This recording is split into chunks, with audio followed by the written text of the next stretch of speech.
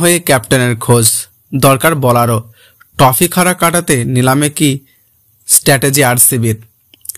IPL mega নিলামে বাকি হাতে গোনা কয়েকটা দিন। সেরা দল তৈরি করতে নিজেদের মতো পরিকল্পনা সাজাচ্ছে ফ্র্যাঞ্চাইজিগুলি। জল্পনা রয়েছে ক্রিকেট মহলের। মেগা নিলামে কি হতে চলেছে, কোন দলের স্ট্র্যাটেজি বিশ্লেষণে আমরা। 17 বছরে একবারও আইপিএল জেতা হয়নি, অথচ প্রতিবারই যথেষ্ট আলোচনায় থাকে আরসিবি। চিন্নাস্বামীতে ছোট পাঠা মাঠে ব্যাটারদের যেমন দাপট থাকে, তেমনই বরাবরই ভুগিয়ে এসেছে বোলিং বিভাগ। মোট কথা, টিমের ভারসাম্যের অভাব থাকে। এবার আইপিএলে জিততে সেই সমস্যার সমাধান খুঁজবে আরসিবি। রিটেনশনের তালিকা: বিরাট কোহলি 21 কোটি, রজত পাতিদার 11 কোটি, যশ দয়াল 5 কোটি।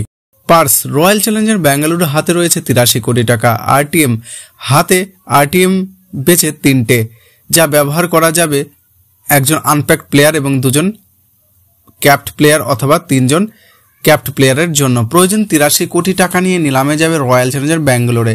বিরাট কোহলি সহ 3জন ভারতীয় ক্রিকেটারকে ধরে রেখেছে তারা। মেগা অ্যাকশন থেকে মূলত স্পিন এবং প্রেস দুরকম বলার কিনতে হবে ম্যানেজমেন্টকে। এছাড়াও উইকেট কিপারের প্রয়োজন আরসিবি। শোনা যাচ্ছে বিরাটের ফের আরসিবি নেতৃত্বে দিতে পারেন।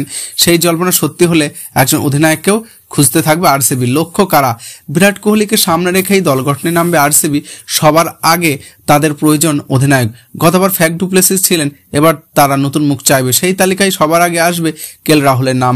কর্ণাটকের ঘরের ছেলে, নিজেও মুখিয়ে আছেন ফেরার জন্য। তিনি দলে এলে কিপারের প্রয়োজন মিটবে। ওপেনার সঙ্গী পাবেন কোহলি। তবে এই তালিকায় সবচেয়ে উজ্জ্বল মুখ ঋষভ পান্ত। ওপেনিং ছাড়া সব কটার দায়িত্বই পালন করতে পারবেন। সেই সঙ্গে মিডল অর্ডার ও ফিনিশারের কাজে সমস্যা মেটাবে আরসিবি। এছাড়াও জস বাটলারকেও নজরে রাখবে তারা।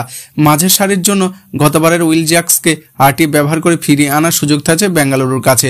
অলরাউন্ডারের জন্য ঝুঁকতে পারে স্যাম কোরান, টিম ডেভিডদের দিকে। এছাড়া ভারতীয়দের মধ্যে মহিপাল লোমের, অনুজ রাওয়াতের তুলতে পারেন আরসিবি। বিদেশি পেসারের খোঁজ তাদের নজরে থাকে মিচেল স্টার্ক, রাবাডার দিকে। দক্ষিণ আফ্রিকার মার্ক জনসনের বিকল্প তাদের হাতে। স্পিনার হিসেবে প্রথম লক্ষ্য থাকবে যুবেন্দ্র চাহালের দিকে। অন্যদিকে ভারতীয় পেসারদের মধ্যে মোহাম্মদ সিরাজ, আকাশদীপকে ফিরিয়ে আনতে পারে। সেই সঙ্গে যদি মোহাম্মদ শামিকে তুলে নিতে পারে, তাহলে যথেষ্ট শক্তিশালী হবে আরসিবি বোলিং।